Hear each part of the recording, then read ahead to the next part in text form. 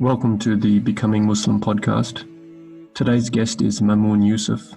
He is well known for his UK TV show called The Quran Coach and for his book, Inside the Soul of Islam, a unique view into the love, beauty and wisdom of Islam for spiritual seekers of all faiths. He is a trainer, a speaker and a coach. In this episode, Mamoon teaches us the 3 reasons why you should become a Muslim. Number 1, the first reason you should become a Muslim is the media. Mamoon talks about the biggest dangers of the mainstream media and how to beat your fear of Islam. He explains the 3 signs that you are a victim of fear-mongering. Learn the truth behind what the media is not telling you about Islam. Learn how the media will give you the world's worst advice about Islam. Number 2, the second reason you should become a Muslim is God, or Allah. How secure is your belief in God, and are you an atheist? Mamoon gives us a quick way to understand the proof of the existence of God so you can safely learn the first essential teaching of Islam. Number 3, the third reason you should become a Muslim is spirituality. Mamoon explains what is unique about Islamic spirituality. He shares the spiritual do's and don'ts so we can gain spiritual evolution. He tells us 3 good ways to remove spiritual confusion and 3 reasons why it is better to try Islamic spirituality. He also explains why Islamic spirituality is better than all other types and how you will experience a paradigm shift and an inside-out transformation through it. Welcome to the show, Mamoon. Thank you so much for having me. Salaam alaikum. Wa alaikum salam wa rahmatullah. Peace be upon you too. Okay, Mamoon. So I mentioned, everything that you got going in the introduction there. So just before we start, if anyone wants to get in contact with you, what's the best way to do that? Great question. The best way to get in contact is if you go to quranforbusypeople.com and sign up to the mailing list, and then you can actually reply to any email I ever send you, or you can just send an email to mamoon@quranforbusypeople.com. That's the best way. Okay, Mamoon, so tell us a bit about yourself. So what would you like to know? I have been coaching people for the last, over a decade now, using this understanding of psychology called the inside-out paradigm, and the results that I help people get. I work with people from a lot of different backgrounds, but when I'm working with Muslims, it's usually focused on helping them achieve kind of Muslim-specific things, like achieving their Quran goals or being productive from Fajr. And relationship advice is a really, really big one in the Muslim community as well. And I guess the thing I'm probably most well known for at this point is either the TV show. I have a TV show on British Muslim TV called The Quran Coach, and also the book. So I published a book a couple of years back called Inside the Soul of Islam. Yeah, I've heard a lot of people that I talked to mention you, and I checked out your YouTube channel, and there was a few, maybe 5 or 10 videos about testimonials, and all of them seem to be from people who were not Muslim. Yeah, I've worked with people from all different backgrounds, of course. Yeah, it's kind of interesting. I do, ultimately, as a coach, I just want to help people get whatever results they want. So when I'm working with Muslims, people in the Muslim community, it's tends to be a lot of dating and relationship advice, and things related to those goals. And in the mainstream, it's oftentimes it's business building. Also, probably the crossover is a lot of relationship advice as well. So, but I'm just kind of an open book. I know what I know, and I'm accessible. And if people, it's I have to me, the purpose of life is a deeper understanding of the self, and thereby a deeper understanding of the divine. And that's absolutely universal. People from all different backgrounds want that. And it shows up in different ways for different people. Some people are they're feeling insecure because their business isn't growing the way they want it to. Other people are feeling insecure because of their love life. But ultimately, having a deeper understanding of who you truly are and the spiritual nature of who you are leads to huge insights and realizations that impact all areas of your life. Okay, yeah, so most of our listeners out there, our audience out there, are going to be people who are not Muslim, but they're thinking about becoming Muslim. They're researching about it, or maybe they've been thinking about it for a long time.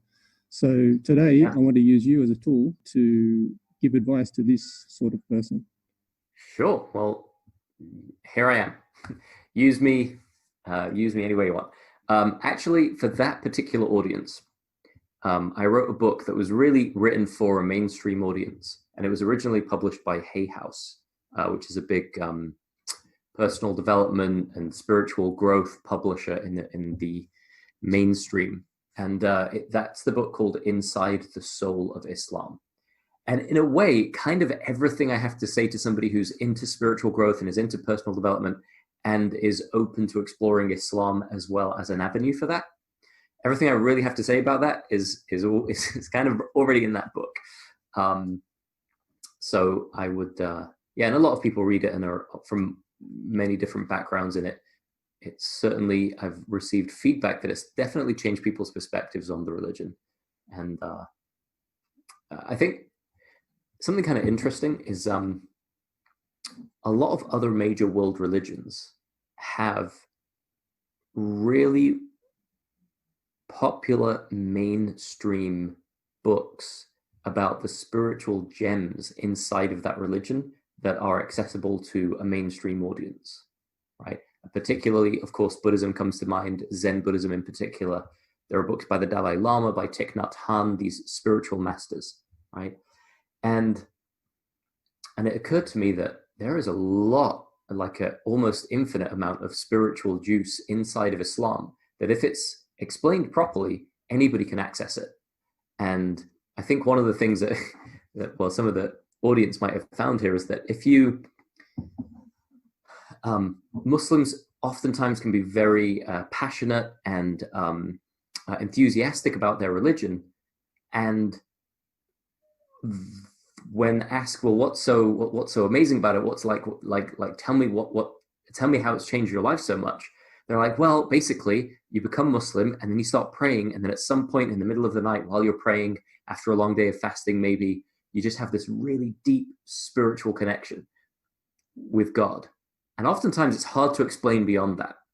And the problem is that really what that's doing is it's putting up a few barriers between the average person who's not Muslim and having those deep spiritual connection and understanding, because it's kind of like, well, yeah, you have to be Muslim, you have to pray, you have to learn how to pray, you have to learn how to wash, you have to learn how to fast, and then you do all these things, and then maybe you'll get some of the spiritual juice.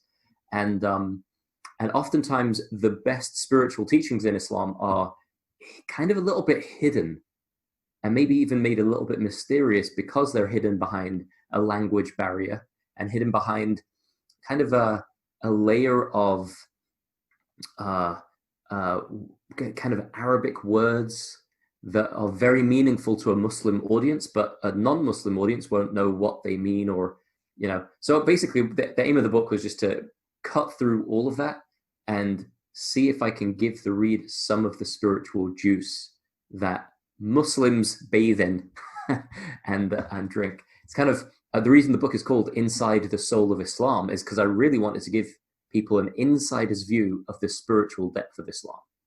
And one of the ways, well, there's a few ways of doing that, but one of them is just sharing all of these deep spiritual values and teachings in a way that you don't have to know Arabic and you don't have to have an understanding of the religion before you can start accessing the juicy stuff. Okay, thanks for that, Mamoon. So I looked up the book on Amazon.com and I looked at the description there. And so I'm going to quote something from the description. I'm not sure if it's written by you, sure. Probably not, but there's 3 sections to it. So I'll go through the first section. It says, Islam is the title, Inside the Soul of Islam, a unique view into the love, beauty and wisdom of Islam for spiritual seekers of all faiths. Okay, and then the first section says, Islam is currently the most spoken about religion in the Western world, and yet it is also the most misunderstood and misinterpreted. Despite frequent news coverage, we remain poorly informed about the true beliefs at the heart of Islam.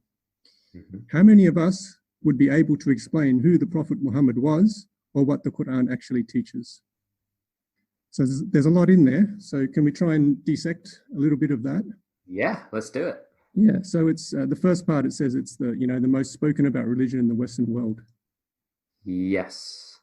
Yet it is misunderstood and misinterpreted. Absolutely. Yeah. So what does your book say about that? Great question. So why is it the most spoken about and yet the most misunderstood? This seems like a contradiction in terms almost, right? Like people speak about it a lot, but it's misunderstood. It's kind of interesting.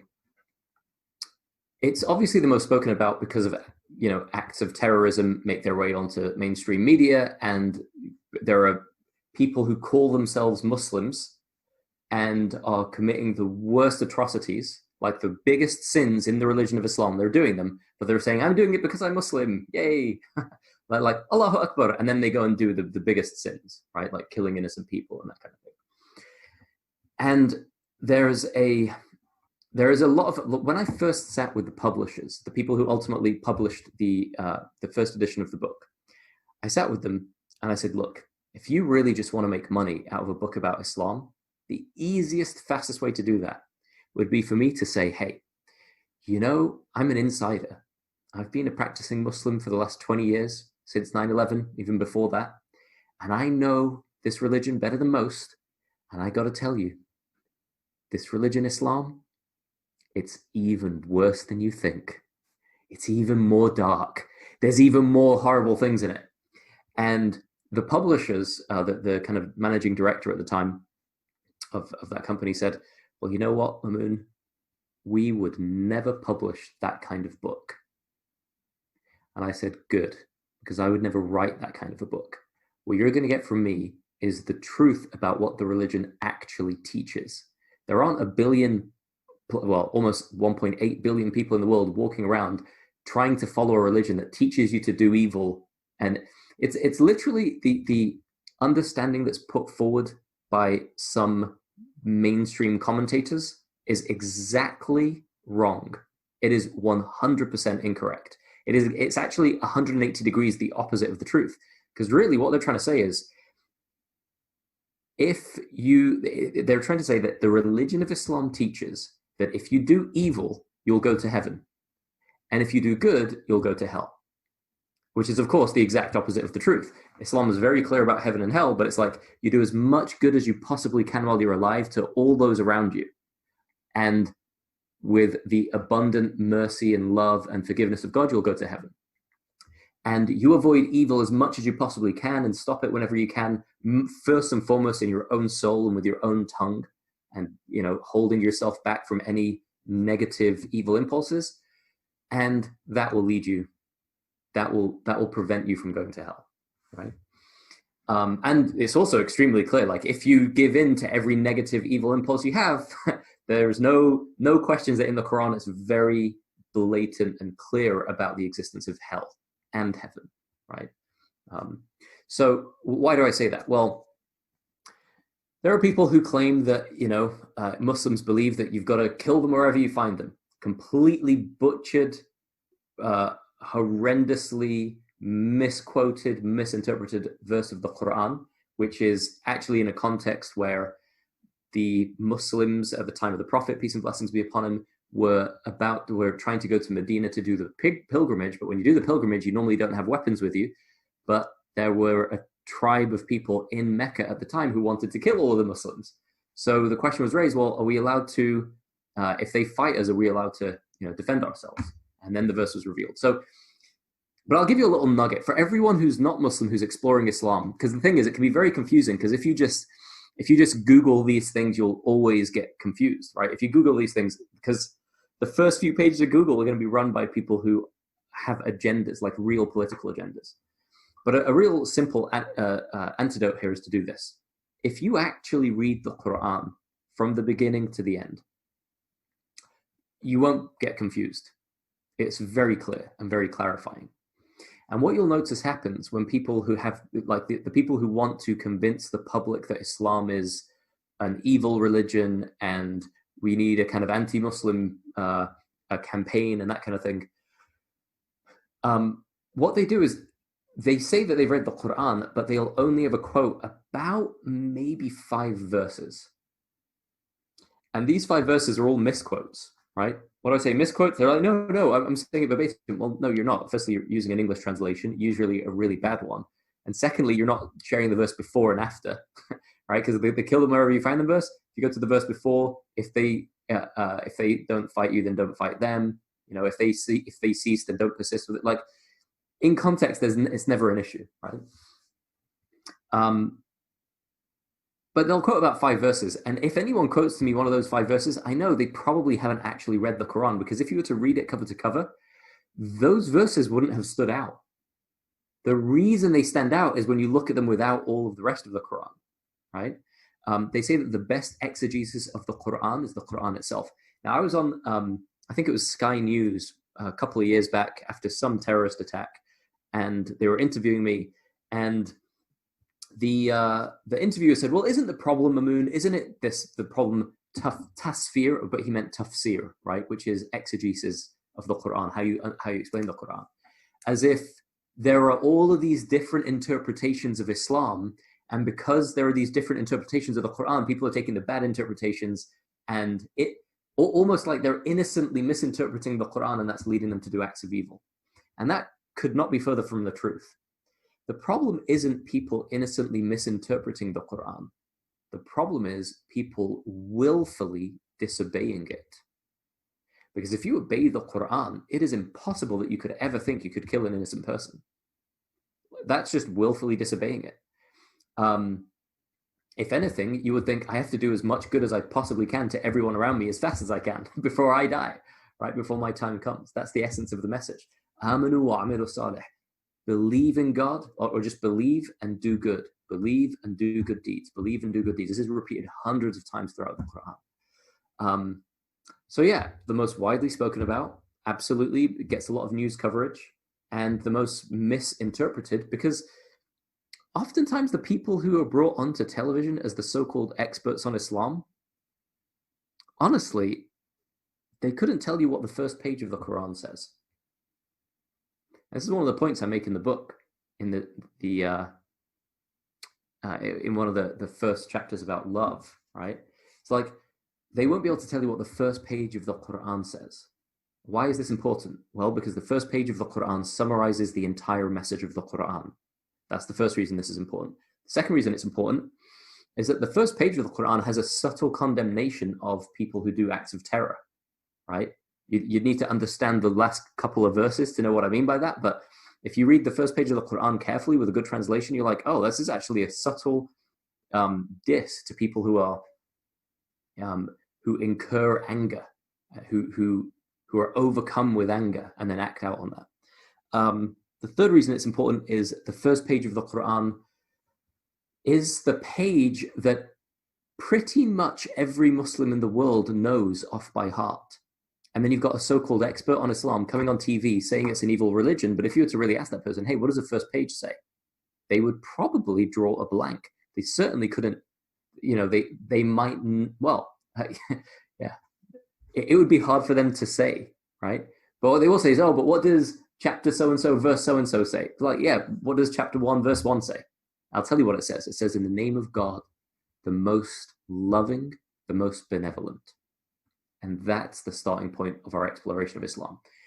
Another way I say it is like this. Look, you will never gain guidance by studying misguidance. You'll never see the light if you are immersed in darkness. You'll never have a sound interpretation if all you're doing is reading false interpretations. And you'll never understand the love and beauty and depth of Islam if all you're watching are news reports about terrorism. This is a very useful frame to use for people who will try pulling out the odd verse here and there. And the Quran puts it very nicely somewhere at the beginning of the Surah Al Imran, which is the 3rd chapter. So you can read the first couple of pages, but there's a beautiful verse in there that says that those whose hearts are diseased, that there are certain verses that are crystal clear and there are certain verses that are ambiguous. Those whose hearts are diseased will try to share the ambiguities with their own made-up interpretation, but they don't know what they're talking about. And those who are firmly grounded in knowledge, say, we believe in the book, all of it. And there is a secret in that verse because it resolves this whole problem of, the problem of the accusations made against the Quran and against Islam, which is this. If there is a verse, like, look, if I was to say to, like, I don't know, like Sam Harris or whatever, like, we don't need to mention the names of all the people, but some of the people are really full on, like, have anti-Muslim viewpoints, right? If we were to say to them, okay, explain to me how Islam works, right? Do you think that I'm meant to go around and kill my neighbors? Well, yeah, that's what your religion teaches, right? But it's like, so if I'm meant to go, if you think that the Quran is telling me to kill them wherever you find them, go around and kill your neighbors and things like that, how do you explain that the Prophet, peace and blessings be upon him, said, love your neighbor? And he said that the Archangel Gabriel came to me, reminding me to do good to my neighbor so much that I thought that he would tell me to make my neighbor the heir to my inheritance. Like, so many reminders from the Archangel Gabriel to the Prophet Muhammad to do good to your neighbors. The believer cannot sleep while their neighbor is hungry. Right? And why do I use the term neighbor? Obviously, there are other hadith, other prophetic sayings, and other Quran verses with different words. Sometimes your brother, wish for your brother what you wish for yourself. And some people can try and misinterpret that to say, well, it just means some people might say it just means your familial brother, or it just means your brother in faith. Actually, it means your brother in humanity. How do we know that? Because of all these other sayings, the best of people are those who bring the most benefit to the rest of people, right? All these things together bring us to the conclusion. It's talking about all of humanity. And when you talk about your neighbor, whether you were in Mecca or Medina at the time of the Prophet, peace and blessings upon him, your neighbor could have been of any religion, any background, any persuasion, right? Your neighbor could have been Muslim, but it also could have been Jewish, could have been Christian, could have been a polytheist, could have been an absolute atheist, right? This was all perfectly possible in Mecca and Medina, right? So when the Prophet, peace and blessings upon him, says these things about your neighbor, it's obviously universal. Okay, I was making a point here and I got a little bit distracted. Okay, so the question is, these people are claiming, see, what they all say is, well, I'm interpreting the Quran one way and you're interpreting it another way. The challenge is the interpretation that says you got to go and kill innocent people. My question will be, well, do you realize the Quran also says if you kill an innocent person, it's like killing all of humanity? Do you realize the Quran also says, أعوذ بالله من الشيطان الرجيم إن الذين فتنوا المؤمنين والمؤمنات ثم لم يتوبوا فلهم عذاب جهنم ولهم عذاب الحريق. For those who kill innocent or good men and good women and then never repent, for them is the punishment of a fire, and a terrible punishment it is, right? And obviously, if you're killing a random selection of people, you're going to kill innocent people and good people, right? So the point I'm making here is their interpretation necessitates that you believe that the Quran contradicts itself left, right, and center. So if you ask these people who pull out these 5 verses, right? If you follow those 5 verses and you don't follow the rest of the Quran, or if you follow those 5 verses, or you look at those 5 verses and you say, hang on, this looks like it contradicts itself. You're saying kill them wherever you find them, but if you kill an innocent person, you go to hell, right? How is this a contradiction? Now, their interpretation is, yes, it's a contradiction because it's a made-up religion and it's not the word of God. But no logical person, and definitely no Muslim in the world, can therefore follow that interpretation. Why? Because the Quran itself, and this is all explained in the book, but the Quran itself makes it crystal clear that this is a book within which you will find no contradiction. So if your interpretation of the Quran is a self-contradicting one, it is automatically absolutely incorrect. And if it's not, show me the contradiction. And because the bottom line is, if the Quran contradicts itself, nobody should believe in it by the Quran's own admission, right? So the idea here is that if their interpretation necessitates that the Quran contradicts itself, then no sensible person could follow it, including every Muslim would just be like, oh, hang on, this is a self-contradicting book, I'm not going to follow it anymore. But if you take the whole text of the Quran, then it becomes very obvious that those verses have a particular context. And when seen in context, it doesn't contradict itself at all, ever. So I might have explained that kind of a long roundabout way. I'm sure there was a more concise way of me saying this, but a general principle. If you're not Muslim, you're starting to explore Islam, you're starting to explore the Quran, a general principle you can use is, hang on, if this seems like it's contradicting itself, I must have missed something. Or this is totally made up and it's not a truly divine book, right? But obviously, the mainstream, not even the mainstream, like the Muslim perspective on the Quran across the board is it never contradicts itself.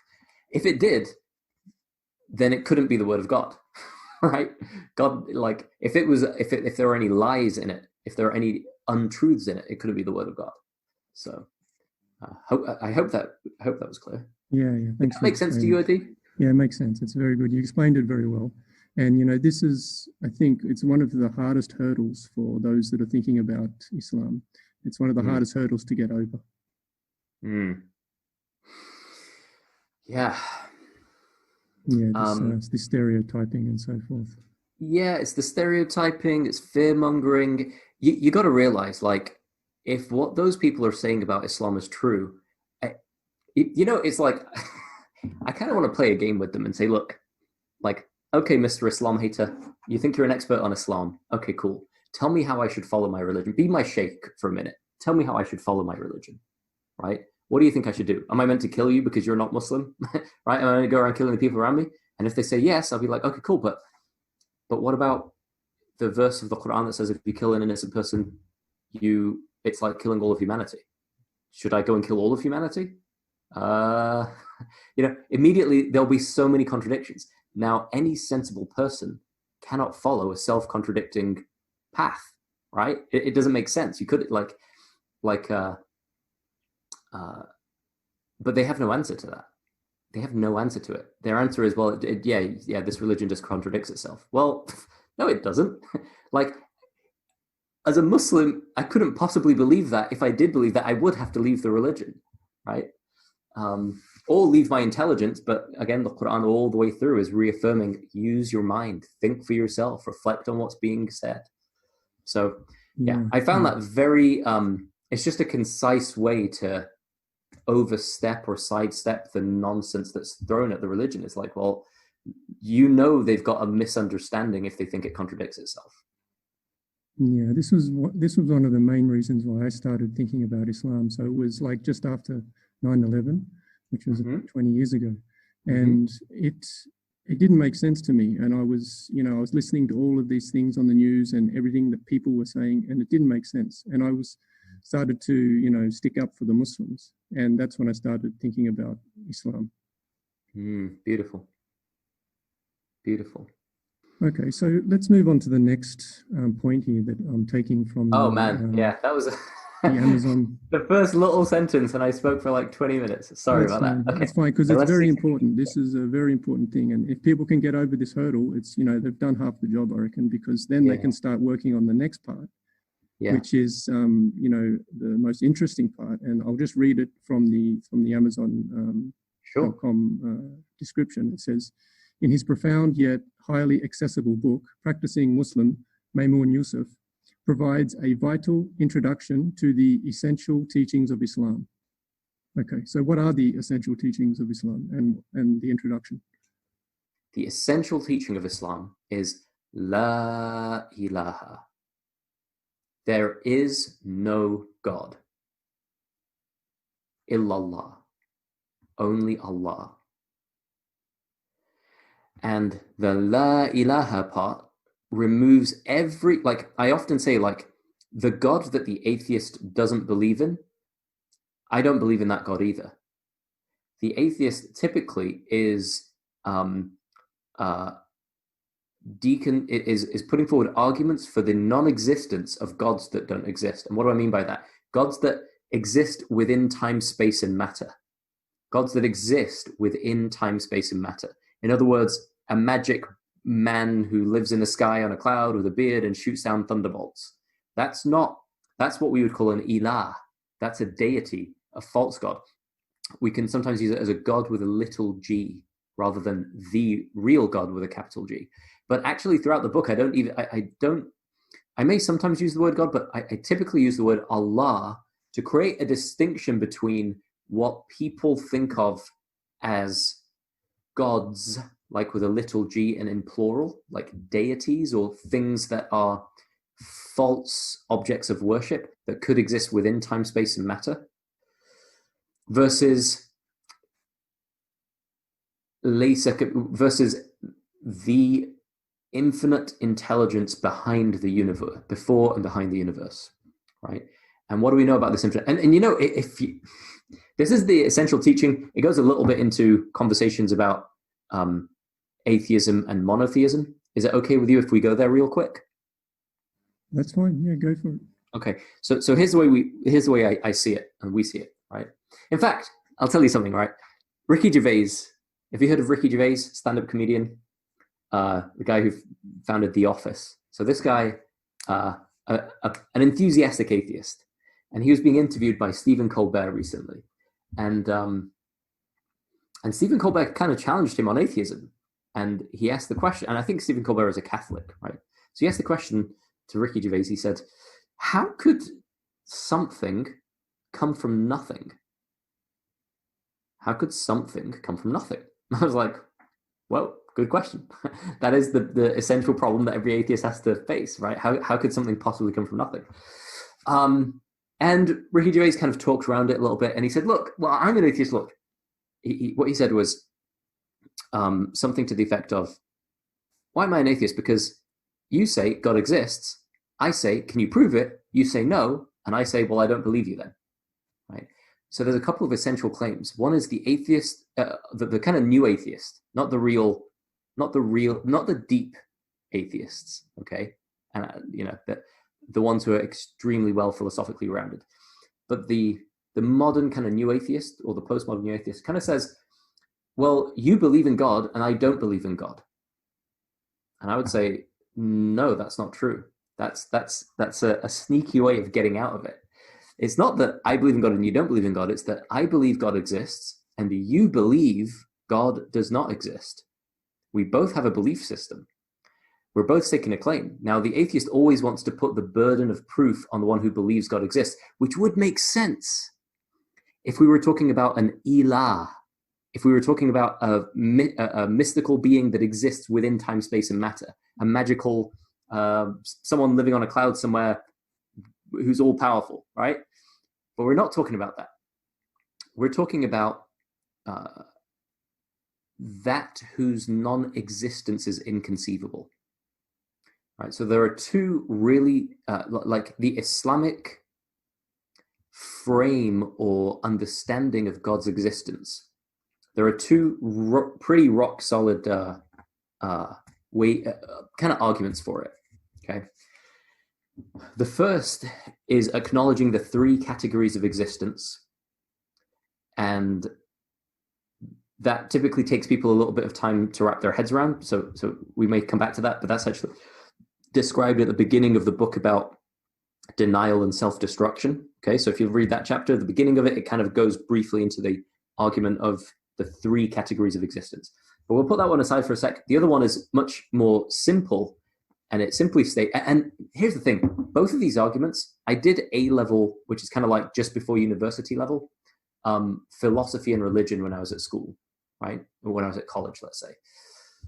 And I never heard either of these arguments, right? So we went through all the arguments for and against the existence of God, but I never heard either of these, at least not framed this way. So this argument was put forward by Al-Ghazali famously, and St. Thomas Aquinas kind of, I don't want to say ripped it off, but he kind of uses a similar argument, but it's not as powerful when St. Thomas Aquinas uses it. And I'll explain why. You might have heard of the argument of causality, right? Well, here's how Al-Ghazali puts it. He says, look, everything that has a beginning has a cause. Everything that has a beginning has a cause. Okay? Everything that has a beginning has a cause. So there's a table in front of me. This has a beginning. Well, no, you know what? There's another step. Everything that exists within time has a beginning. And everything that has a beginning has a cause. Okay, I'm going to say that again. Everything that exists within time has a beginning, and everything that has a beginning has a cause. What do we mean by exists within time? Well, basically, everything around you, including you, exists within time, right? Everything within the universe exists within time, okay? And everything that exists within time has a beginning. So this table, me, you, we have a beginning. Like physically, we have a beginning. So everything that exists within time has a beginning, and everything that has a beginning has a cause. Now, most people follow the argument to this point, yeah, absolutely. And then you say, well, the universe exists within time, therefore the universe has a beginning. Now, a few hundred years ago, people really fought that idea that the universe has a beginning. Like, how do you know the universe isn't infinite? Well, now, like scientifically speaking, it kind of, the most recent science really points towards the idea that, yeah, the universe probably does have a beginning, as in the Big Bang Theory, right? So people don't really fight that much anymore on the idea that the universe has a beginning, but Al-Ghazali puts forward a series of excellent arguments to demonstrate that it must have a beginning. However, we won't get into that now. We'll just say the universe exists within time, therefore it must have a beginning. Most people accept this, okay? Well, then you say, okay, well, if it has a beginning, it must have a first cause, right? So there must be something before the universe that caused it. Now, the atheist says, well, then, okay. So the atheist might say, but maybe that thing must also have a beginning and have a cause. Maybe that thing also has a cause. Maybe that thing also has a cause. And we say, yeah, okay, but that means there must have at some point, it's what we call infinite regression, right? Well, if the universe had a cause, and whatever caused it must have a cause. Whatever caused that must have a cause. Whatever caused that must have a cause. And that's what we end up with infinite regression, which is kind of nonsensical. There must have, if you go back however many steps, been something with no beginning, right? That exists outside of time. Everything within time has a beginning, and everything that has a beginning has a cause. There must therefore be something with no beginning that exists outside of time that caused the universe as we know it, right? So this is the most basic argument. It's what we call a rational argument. So it doesn't depend on revelation. It doesn't depend on science, right? Because even the idea that the universe has a beginning can be philosophically demonstrated through logic. Now, that thing with no beginning, that's the first what we call essential attribute of God, is that it has no beginning. The other essential attribute is existence, right? Which you get through the understanding of the through the understanding of the three categories of existence. Now, that thing that doesn't exist within time, space, and matter, and that has no beginning, that's the God, or that's Allah. That's the thing that I'm saying. Now, going back to the conversation with Stephen Colbert and Ricky Gervais, you can't put proof of the existence of God on me now if you have no response to, well, everything that has a beginning has a cause, the universe has a beginning, therefore it must have a cause. Like, now you can't say, oh no, you have to prove to me that this thing exists, because it's like, well, no, now you kind of have to prove that this thing doesn't exist. The other really simple one is, look, let's just assume for a minute everything happened randomly. The first cell, in order to exist on planet Earth, this is an argument I first read by somebody called Dr. Maurice Bucaille, who wasn't Muslim, but then with some of the arguments some of these kinds of arguments, he started to believe in Islam. He said, look, the first cell, in order for it to come about by random chance, so we're not talking about all of life on Earth or all of life in the universe. We're talking about just the very first cell on planet Earth. For it to come about by random chance, what are the odds of that happening? Right? What are the odds of that happening? And people really don't have the order of magnitude, because the first cell, it can't be partially formed. It has to be fully formed in order to be able to replicate and then expand and then become life on the planet, right? This is from a purely evolutionary point of view. Well, the first cell, in the chance of the first cell coming about by complete randomness isn't 1 in a billion. It isn't 1 in a trillion. It's 1 in 1 0 0 0 0 0 0. So that would be a million, right? 0 0 0. That would be a billion. 0 0 0. That would be 1,000 billion, which I think might be a trillion. 0 0 0. I'm sure that's a trillion, right? 0, 0, 0. There's no word for this number now. 950 zeros. The order of magnitude of that randomness just for the first cell is nonsensical. If you were to say, what are the odds of that happening? And you were to round it up, you would just say 0. That is basically impossible, right? 1 over 1, 0, 0, 0, 0, 0, 0 with 950 zeros.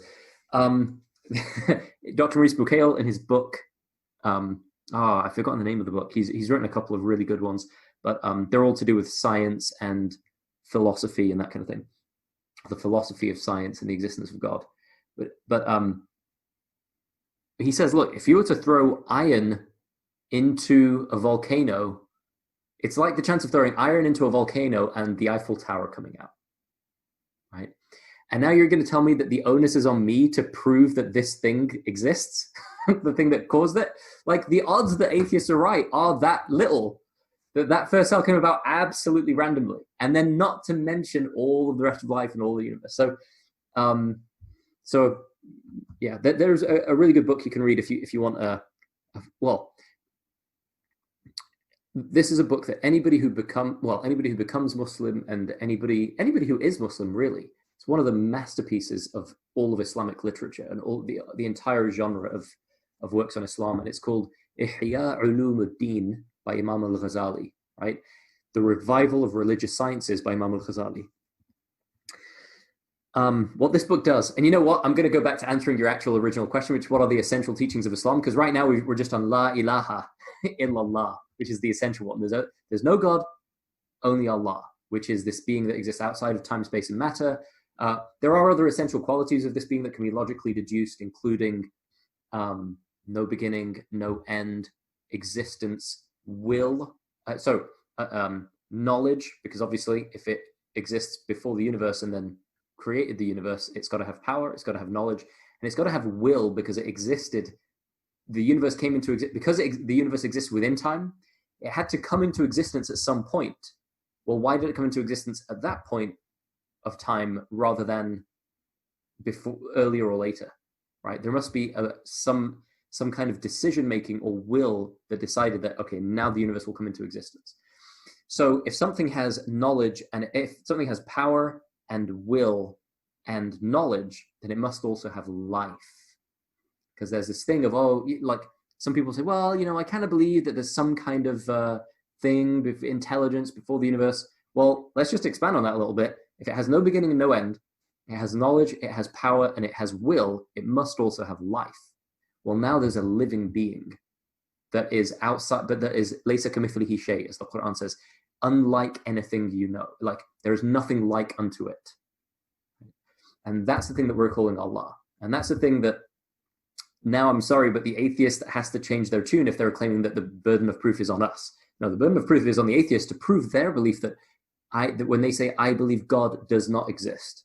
It's like, well, now it doesn't make so much sense anymore. With those three reasons. The first cell which is just an example of the randomness of the infinitesimally small chance of this randomness happening without being divinely guided. The second thing is everything that has a beginning has an initial cause. And the third thing is the argument of the three categories of existence. And I'll say this one really briefly. Okay. All of this, again, these read The Revival of the Religious Sciences, because what al-Ghazali does in this book is he says, look, there's three dimensions, as we know from a famous prophetic saying, which is introduced at the beginning of the book, Inside the Soul of Islam. There are three dimensions to any religion. There's the dimension of beliefs, which is what I've been talking about so far, which actually isn't the focus of the book Inside the Soul of Islam. It's just briefly mentioned. Then there's the dimension of practice, right? Like in every religion, there are practices. There is food that you eat and don't eat. There are marriage rites and funeral rites. There are ways of praying and fasting and things like that. Okay, there are the practices. So it's what we call iman, or the belief system leads to faith, which is iman. The practices is the rubric or the dimension of Islam, which is what we call the outward practices. And then there's the third dimension, which is the dimension of ihsan, which is what we would call spirituality or spiritual excellence. And this is what most of the book Inside the Soul of Islam is about. Why? Because this is the dimension that can bring benefit to everyone, even if they don't believe in the belief system, and even if they don't do the practices. The spiritual dimension affects us all, and it's why the book that I wrote can have a transformative effect on anyone who reads it. We don't go too much into this is one of the reasons why I'm explaining the logical belief system right now. The book doesn't talk about that too much. It talks more about the spiritual dimension, because when you get that, when someone tastes the sweetness of the honey, which is the spiritual depth of Islam, my gosh, you want to keep going. You want to go deeper and deeper into it. And pretty soon, like, unfortunately, I think a lot of Westerners have this challenge where it seems as though their belief system might contradict their spirituality. Or like, I want to be spiritual and believe in something, but the dominant or the predominant postmodern view is that God doesn't really exist. It's kind of just a fairy tale. We don't really know. At the most, you should be agnostic, right? And say that we can't know whether or not God exists, which is another belief system.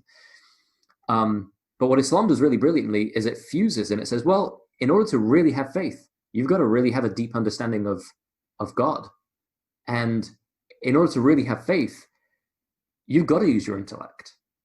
And the more you use your intellect and develop a deeper understanding of God, the more beautifully that aligns with your spiritual practices. And the more you do your spiritual practices and have this firm belief system, the more you'll go deeper and deeper into the immersive, beautiful, delicious spiritual depths of Islam. And the spiritual depth is where I spend most of my focus, because after you know the belief system, which basically you can read in a book and it'll take you maybe half an hour, right, to read everything about the belief system. After that, you've got the physical practices, but what gives the physical practices depth and is backed up by the belief system is the spirituality of the religion, right? Hay House typically publishes books that are spiritual, not religious. And they went out on a limb by publishing a book that was my book, which is spiritual and deeply religious. And I think that there's, if people knew how profoundly the logic and the belief system of Islam intertwines with the physical practices and intertwines with the spirituality of it, which is the thesis really of the revival of the religious sciences of Imam al-Ghazali, right? That's essentially what he does, is he covers every aspect of the religion. Book 1 is the book of knowledge, and book 2 is the book of the foundations of belief, which is most of what I've been sharing with you is based on that book. And these are the first 2 volumes of a 40-volume work. But that gives everyone, like, even if you're not Muslim, but you're open to reading something of real substance. And he was a master philosopher. They say that the reason that the world is, let's just say that Al-Ghazali and Averroes, between them, they really changed the Western world in terms of understanding of philosophy. But anyway, I'm rambling a little bit, and I'm just looking at the time here as well. I'm like, okay, you've only asked me a couple. We're like 2 sentences into the description of the book, and we've got to La ilaha illallah. We haven't even talked about Muhammadan Rasulullah, right? Muhammad is the messenger of God. But yeah, these are the essential teachings. I'll give you one more frame of the essential teachings, which is this. I was watching a chat show. This is an anecdote I tell at the beginning of the book. Right, I was watching a chat show, and it was mainly liberals, so-called liberals, who were talking. All of them were talking about Islam, and of course, there wasn't a Muslim there. And one of the characters, one of the chat show people on the chat show said, "Well, Islam is the motherlode of bad ideas." Islam is the motherload of bad ideas, right? Because somebody, like, it was actually Ben Affleck said, hey, you're being really Islamophobic. What about all the good Muslims in the world? And the other gentleman said, well, look, Islam is the motherload of bad ideas. And I don't think it's good to follow bad ideas. And when I first heard that, I was like, what bad ideas? Truth? Is that a bad idea? Love? Compassion? Forgiveness? Peace? Presence? Wisdom? Like, which of these are bad ideas? Because these are the words. Consciousness? These are words that you will find on every single page of the Quran, right? These are words that are these are actually in their absolute form. They're names of God, like that we learn from revelation. There are some things about God that we can learn through rationality, which I shared some of that with you. There are some things that we then learn from revelation. And in the Quran, Allah talks of himself as being Al-Haq, the truth, and Al-Wadud, the loving, and Ar-Rahman, Ar-Rahim, the most loving, the most benevolent. So this these are the essential teachings.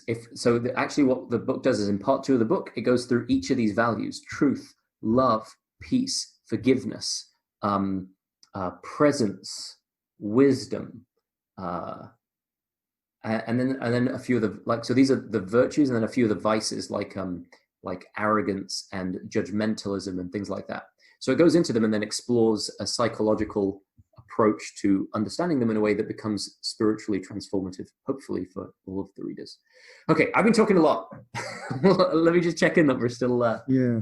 Thanks for that. I'm really enjoying everything that you're saying. So all of the references and books that you mentioned, if anyone wants to check, I'll put them into the show notes, and then you can check them up from there. Excellent. Okay, so there was, we started to touch on spirituality and spiritual evolution there.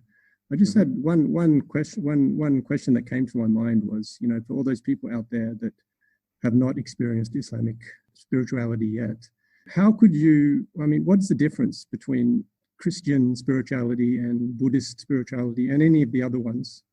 What is the thing that's unique about the Islamic spirituality? Oh, what a beautiful question. Well, I want to answer this in 2 ways. A surface level way and a deep dive way. At a surface level, and when it comes to at a surface level, let me give an example that I think was given by the Dalai Lama, right? Which is, he says, look, there are many flavors. There are many different, if you go around the world, there are many different types and flavors of tea, right? And some of them are sweet, some of them are bitter. There are different herbs, different spices that can be put in tea. There are different kinds of tea. There's green tea, there's black tea, and these days there's hundreds of kinds of tea, right? That are all available in your local supermarket. But he says, the different spiritual paths are like different flavors of tea. You might like the taste of some more than others, but whichever tea you drink, the real spirituality is universal. It's the water that's in the tea. And today, billions of people really are dehydrated spiritually, and they just need the water. And on that level, I am with anyone pursuing a spiritual path, whatever path they're following, right? Because they know, oh man, the minute you don't know how thirsty you are until you have a sip of water. And then you're like, oh my gosh, I need more of this, right? And so one way of looking at it, and this is what I would say is kind of the surface level way, is any spirituality, any teaching that can help you be more conscious of the divine presence. And all teachings on presence make you more conscious of the divine presence, because God is unimaginable. The closest you come to being aware of God's presence is to have a quiet mind, right? And with a quiet mind, that's where insight comes. That's where wisdom comes. And this is really a teaching that's in many religions, and of course in the spiritual teachings of Islam. So that's on a surface level. We're all dehydrated, and we all need the hydration wherever you can get it from. Like the wisdom is the lost treasure of the believer. seek it from wherever it can be found, right? So there's that, which is, hey, if it's universal spirituality, if there's any depth to it, if it hydrates you, drink it, okay, while we're dying of dehydration. However, and that kind of leads a lot to the kind of, I'm spiritual, not religious kind of trend, which is becoming increasingly popular. But I think that there's a couple of reasons. Okay, before I say why that's becoming increasingly popular, I've got to call something out. Whilst it's true that hydration may be available anywhere, it's also true that if you ask any master from any tradition, there are many, many things in the depths of the spiritual tradition that they're following, whether it's the Dalai Lama or Thich Nhat Hanh or people from, like, I'm picking on Buddhists today, right? Or people from any kind of religion in the world, right? While it's true that there's basic spirituality and it's hydration and everybody needs it, right? It's not good enough to think of yourself as being a good person and therefore you'll be okay and you'll, go to heaven and live happily ever after. It's like, no, hydrate yourself spiritually. But if you ask any of the masters of any of those spiritual traditions, they know for certain there is incredible depths of spirituality that the average person doesn't get to. And if you want to go to those incredible depths of spirituality, it's like digging a well. If you dig in 10 different places, right? If you just read popular mainstream books on religion and, dig a little bit here and a little bit there and a little bit here and a little bit there, you may never reach water, right? And again, because of the mercy and love and benevolence of God, you'll still get some little bit of hydration. Like you can read a book from the Kabbalah, and you can read a book from the Zen Buddhism, and you can read a book on Sufism, and you can read a book on Christian spirituality, and you'll get some hydration along the way. But then it's like trying to dig a well of water and digging in 10 different places. But if you find one spot and you keep digging and you keep digging, and you go 10 times deeper in one spot, then you'll hit water. And then there'll be a never-ending fountain. And then you'll be more than just hydrated with delicious tea. You'll be hydrated with delicious tea that really transforms you in a way that having a little bit of presence here and there and a little bit of self-awareness here and there, it's not the same, right? And if you ever meet one of these masters, you can instantly tell by looking at them that they have a different kind of presence to the average person, right? They're taking their spiritual practice extremely seriously. They're not just flirting around with it, right? And then you say, okay, well then what's unique about the Islamic approach? Well, I would say a couple of things are unique. One is that there is all of the spiritual depth that there is to be had. And it depends how deep you want to go here, but okay. There's all of the spiritual depth that there is to be had, number one. Number two,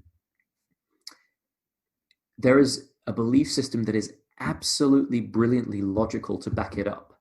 So you never fall into things like logical or philosophical impossibilities, like anthropomorphism or believing that God is in everything, but those things are contingent, which means that makes God contingent, right? And by the way, so that's one thing. There's this brilliant mindset, or I guess it's called the mind of Islam. If there's inside the soul of Islam, there's also the mind of Islam, which is the belief system. And that brilliantly backs it up to the point where it kind of puts your heart at rest. Like you're not doing something crazy or ungrounded or illogical by believing in God. It's quite the opposite. It's very logical and very grounded. And then you've got the spiritual depth of it.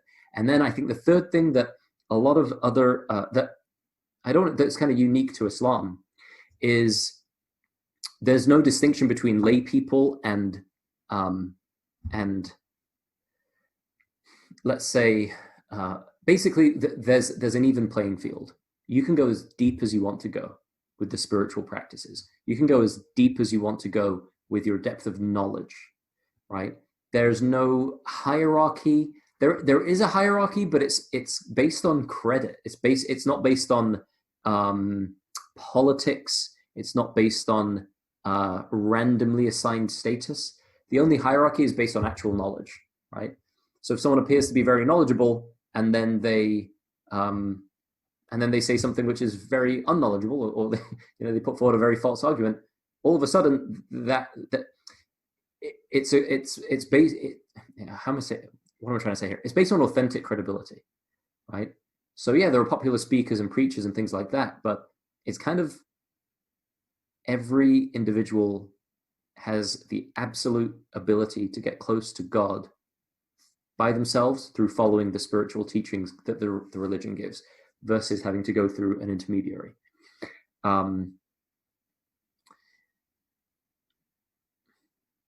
Yeah, so I think it's the combination. It's the belief system and the deep spirituality and the beautiful practices all combined together to just be something that's it's just a very powerful combination. It's one of the reasons why Muslims, for example, you might have noticed, generally speaking, are very accepting of death, for example. Why? Well, because the beliefs of the afterlife are so explicitly clear in the Quran and in the Sunnah, in the Quran and in the teachings of the Prophet, peace and blessings upon him, that we know we're going to die, and we're absolutely, the whole point of life is preparing yourself to the moment you do die and meet your maker. So there's not this this very common theme that's that I've noticed in other cultures and other people of other belief systems, where it's like, how could God take such an innocent life and die? It's like, that doesn't make sense. If anything, that reinforces the belief of a Muslim, because the Quran says, we will surely test you through loss of life and wealth, but blessed are those, but the mercy and blessings and love and forgiveness descend upon those who say, from God we come, to God we return. So that's something that I think is unique. Now, the thing is, it's hard to say what's unique, because I'm not an expert in every religion, right? I'm not an expert in every tradition. So I'm saying what I perceive to be unique, and what I know to be very powerful and true, and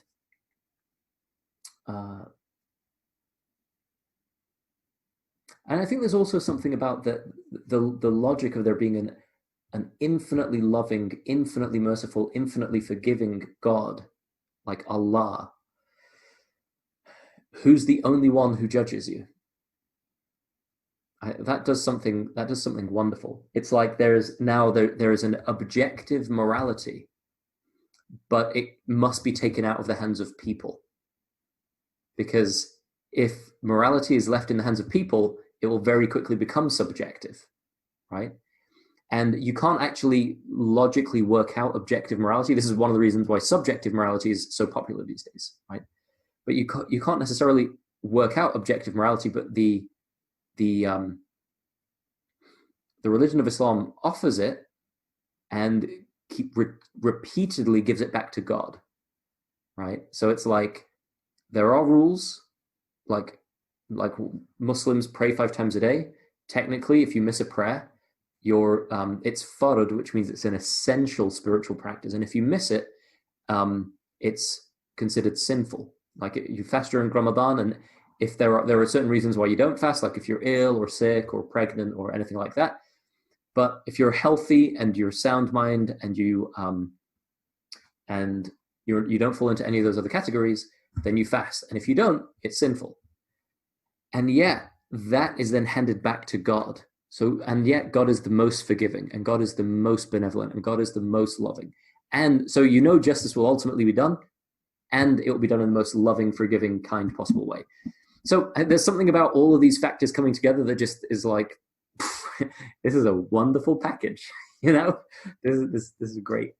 So I feel very, very blessed to have been put in a position whereby I can access this religion, and whereby a position where I realize the truth of the Quran and the truth of the teachings of the Prophet Muhammad. I feel very, very blessed to be here. Anyone who decides to explore it, I think every moment of that exploration is blessed. There's a beautiful saying we have where the Prophet, peace and blessings upon him, said that God says, So it's not a Quran, it's what we call a hadith Qudsi, a sacred prophetic saying. But God says,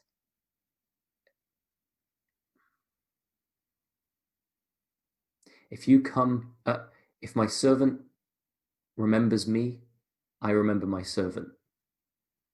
And if my servant remembers me inside of himself, I remember him in my innermost self. And if my servant remembers me in a gathering, I remember my servant in an even greater gathering. And if my servant comes near to me by an inch, I come miles closer to him. If he comes to me by a handspan, I come an arm's length towards him. If he comes to me by a yard, I come to him miles. If my servant comes to me walking, I go to him running. So this whole exploration, even just listening to this podcast to explore this spiritual path, it's immediately blessed.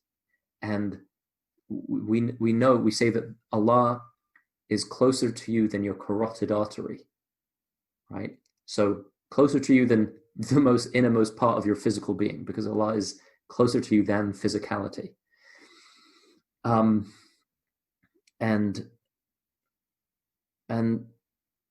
any step, that the reason that Al-Ghazali's 40-volume work starts with the Book of Knowledge is because, and it ends actually with the Book of Death, is because knowledge is the starting point, and it takes you all the way from the cradle to the grave. And that's another maybe unique thing about Islam, is it's extremely thoroughly grounded on knowledge. There's a huge emphasis on knowledge, not because external knowledge will get you there, but because the depths of internal spiritual knowledge are kind of guarded by this external knowledge. So like the arguments for the existence of God, that's not spirituality, but it guards your spirituality. It guards your deep connection with God, where you don't have to doubt whether or not God exists, and yet simultaneously have or taste this deep spiritual connection. So that's some thoughts. That's a very good question, honestly. Yeah, thanks for answering that, Mamoon. Really inspirational. And I just want to, if anyone out there has actually managed to listen to this whole episode, just take a quick check now where your mind is. And do you feel like all your problems are gone just by thinking about Allah and contemplating, the purpose of life? Just think about it for one moment, because I know myself, I feel all my problems just left me for 1 hour. Allahu Akbar. There's an understanding in the Quran, and this is something we go quite deep into in the book. And really, this is maybe the most unique dimension of Islamic spirituality. There's an understanding that the Quran says, "A'udhu billahi minash shaitanir rajim. Ala bi dhikrillahi mutma'innal qulub." Is it not through bringing Allah to mind that the hearts find tranquility and peace? And by quietening the mind and by being aware of God and talking about God, the reason there is this quietude that overtakes us, as you just beautifully described. And that quiet space is where insight occurs. That quiet space is where the aha moments and the breakthroughs and all of the good stuff happens. And of course, as you read the Quran, as you listen to conversations like these, we're talking about God the whole time, really, right? And that brings a tranquility that is beyond time, space, and matter. It's they say,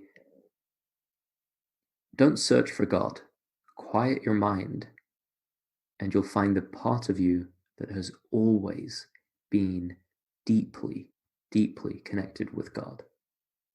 It's what we call your fitrah, or your natural disposition. Your innermost soul has always been connected, but the loud, chattering mind distracts you. But quiet it down, and we're instantly connected.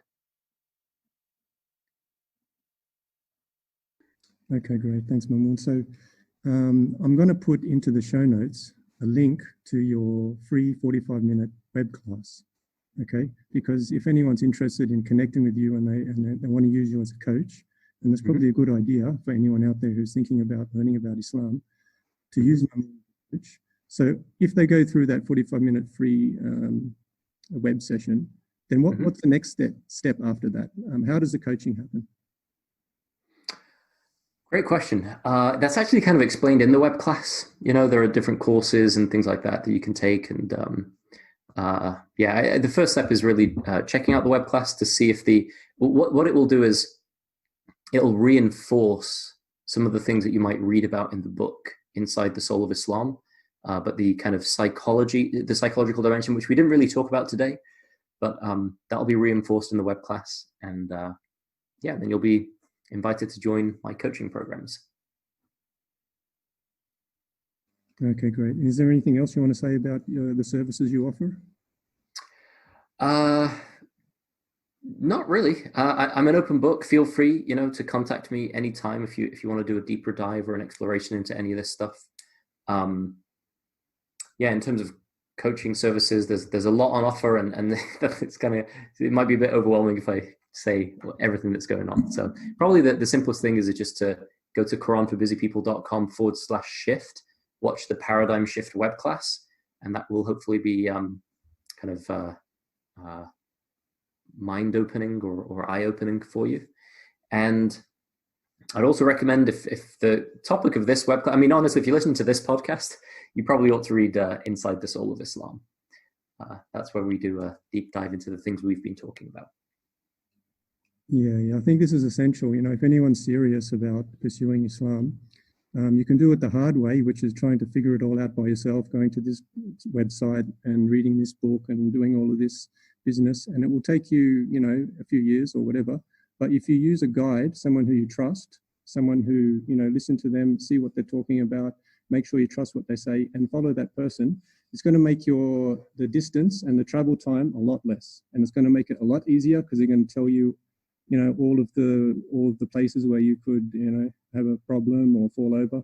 So, this is my advice to you out there. If you want to take it serious, find someone who can be a mentor and use that mentor. And as Mamoon said earlier, you can dig deeper and deeper in just one spot and hopefully get to the water quicker, and this is the whole thing. We don't want to waste time. You need to be serious about it. Yeah. Well said. Okay, Mamoon. So we're gonna wrap it up here. Could you just give a quick conclusion advice to our listeners out there about what they should do about going forward now and in converting to Islam, and what are some tips and action points that they should take from now? Well, I like what you just said about a mentor and a guide. It's important to know that there are people that the Prophet, peace. I'll leave you with this. The Prophet, peace and blessings upon him, said that the prophets do not leave behind as inheritance like dinar or dirham, gold coins or money or anything like that, but rather their inheritance is knowledge. And then he said, Al-ulama warathatul anbiya. The true scholars are the inheritors of the prophets. And a true scholar is more than someone with external knowledge. It's also someone with internal depth, with a deep spiritual connection to the Prophet Muhammad, peace and blessings upon him, and a deep spiritual connection thereby to God. And there are telltale signs that someone is a preacher versus a true inheritor. Honestly, I'm a preacher. There may be a slight distinction is I won't say anything that goes against what the true inheritors, the true scholars teach, right? So if, for example, I could list 10 or 20 scholars off the top of my head, and if they said something about Islam and I said the opposite, I tell you right now, listen to them, not me, right? They're my teachers. And eventually, if you're very, very lucky, at some point in your journey, you'll meet one like a sage who can guide you through the journey. But when I mention telltale signs, this person won't be angry or agitated or have a political agenda or any of that. There won't be this kind of negative energy from them. the first thing you'll notice is a serenity and a peace and a happiness that is, and a presence that is, that takes you aback, regardless of where they're from. They could be from the deepest part of an African desert, or they could be from the center of a metropolitan city. But regardless of where they're from, they'll have something that you can tell is unique. And it will be absolutely aligned and backed up and, like I said, guarded with knowledge. So the spiritual depth will be guarded with knowledge. So they won't be saying things that are against the main teachings of Islam. The minute you find somebody who's saying something against the mainstream teachings of Islam, it's like, yeah, that's a charlatan, right? They'll never, yeah. So what I would say is, as you go on the journey, yeah, you'll find a lot of Muslims who will kind of point you in the right direction, for sure. Adee is one of them. I hope to be one of them. And ultimately, they'll also point you in the direction of the true people who are grounded in knowledge. Let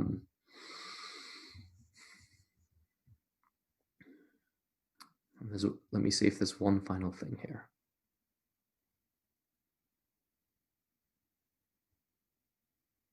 You can ask God directly. If you know God exists, or if you have an inkling that there's this universal power behind the universe, you have an inkling that it's real and it's true, and wouldn't it be benevolent of this living being that created all that is to give you revelation, like a piece of guidance that's divine and beyond time, space, and matter that can guide you? It would be very rational and logical for that to happen. That's why we believe in all of the prophets from all times. Ask God to guide me to the one who will guide me to you. Guide me to the one who will guide me to you. Guide me to the path that will guide me to you. Islam, some people say Islam means peace. Islam isn't peace. As-salam is peace, and that's Allah's name. So Islam is derived from the word salam, the most absolute form of which is as-salam. So when Muslims say as-salam alaikum, we're saying peace be with you, but that's peace with a capital P. It really means God be with you, okay? The secret is Islam isn't peace. Islam is the path to peace. So the big journey isn't becoming Muslim. Becoming Muslim is like stepping into the first day of university. You don't graduate on the day that you register. That's the beginning of the journey. And then you're on a path that from all angles leads you directly towards as-salam, true ultimate peace, which is God, Allah. So I would say that's my final advice. Ask God directly. Guide me to the one who will guide me to you. Guide me to the path that will guide me to you. And I ask this for myself and for you. May Allah love you and guide you and protect you. Ask God by the name Ya Hadi, Ya Wadud, O guide, O most loving. And by those names you can ask him to guide you. Ya Hadi, Ya Wadud, guide me. O guide, O most loving, guide me. And you can ask him to guide me to the path that will guide me to you. Guide me to the one who will guide me to you. And that by doing that, you'll find a true inheritor of the Prophet Muhammad, peace and blessings upon him. And when you meet a true inheritor, you'll have no doubt in your mind. You'll just know, okay, this person is definitely connected with God, definitely through the Prophet Muhammad, definitely knows stuff that can get me. Because what happens is, by having a true mentor or guide who's really spiritually connected, you, just as Adee said, you leap forward years of exploration and years of self-study and years of doing it the hard way. You get there light years faster. And the way to get there is just to ask God directly. The one who's trying to learn about God and who's trying to get close to God, and it's just so easy, just at any point. And you know, the best times to do this are just before sunrise and before sunset. Just, get on your knees, hold your hands up and ask God, the guide, the most loving guide, the most generous and wise, guide me to the one who will guide me to you, and guide me to the path that will guide me to you. If anything I've said has been of any benefit, then it came to you from Allah. And anything that I've said that is false or incorrect or a misunderstanding on my part is absolutely from my own ego and from the evil forces that exist. And may Allah protect you from them and protect you from anything negative inside of me and guide you absolutely in the most easy, abundant way directly into the deepest knowledge and connection with him, with Allah. Yeah, thanks for that advice, Mamoon. That's excellent advice. And that's really the crux of it, isn't it? Is just the final matter is just to ask God, ask Allah. You know? Absolutely. That's the final thing. That's all it comes down to this. And God will not leave you in the lurch. So yeah.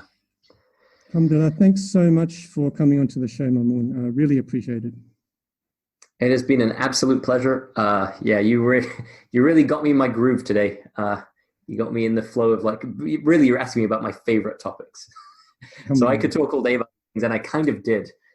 So apologies if I kind of over rambled on some of these things. I think we got 2 sentences into the description of the book here, but that's right. Yeah, but we covered most of it. There's not much that they left. I'll try to put the whole description into the show notes. And sure. Also, if all the links are there for if anyone wants to get at Mamoon, you can just follow those links to him. And hopefully in the future, Mamoon will come back onto the show for another episode. I would be honored. May the peace, love, and blessings of Allah be with you always. Amen. And same to you. May the peace and blessings of God be upon you and onto all of our listeners. Assalamu alaikum.